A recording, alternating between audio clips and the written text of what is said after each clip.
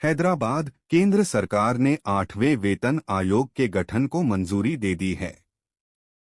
28 अक्टूबर को हुई केंद्रीय कैबिनेट बैठक के बाद जारी प्रेस नोट में इसकी जानकारी दी गई। आयोग की अध्यक्षता सुप्रीम कोर्ट की सेवानिवृत्त न्यायाधीश जस्टिस रंजना देसाई करेंगी। हालांकि संशोधित वेतन और पेंशन लागू होने में अभी समय है, लेकिन बकाया एरियर की गणना 1 जनवरी 2026 से शुरू होने की संभावना जताई गई है।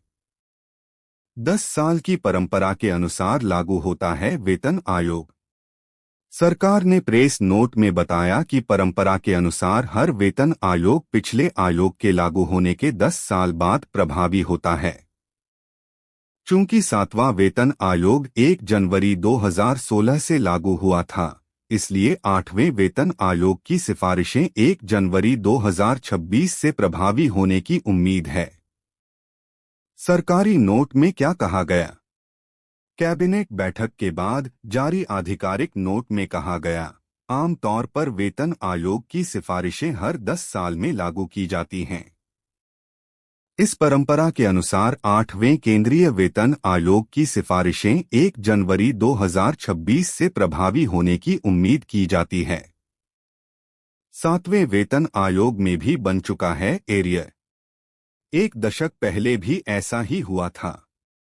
7वें वेतन आयोग की सिफारिशें 1 जुलाई 2016 से लागू की गई थीं, लेकिन कर्मचारियों और पेंशनरों को जनवरी से जून 2016 तक का एरियर दिया गया था।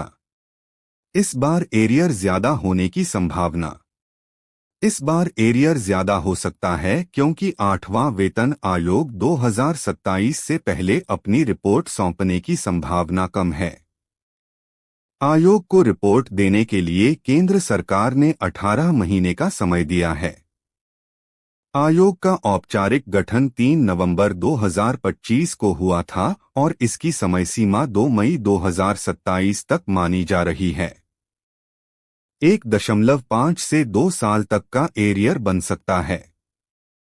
यदि आयोग की सिफारिशें 2027 के बाद लागू होती हैं और प्रभावी तिथि 1 जनवरी 2026 रहती है, तो कर्मचारियों और पेंशनरों को 1.5 से 2 साल तक का एरियर मिल सकता है। हालांकि सरकार ने अभी एरियर भुगतान की आधिकारिक पुष्टि नहीं की है। सरकार ने प्रेस नोट में कहा है कि संशोधित वेतन को पिछली तारीख से लागू किया जाना सामान्यतः अपेक्षित होता है, लेकिन एरियर को लेकर कोई अंतिम फैसला अभी सामने नहीं आया है। National council joint consultative machinery (NCJCM) के सचिव शिव गोपाल मिश्रा ने NDTV प्रॉफिट से बातचीत में कहा कि भले ही प्रक्रिया में समय लगे, लेकिन वेतन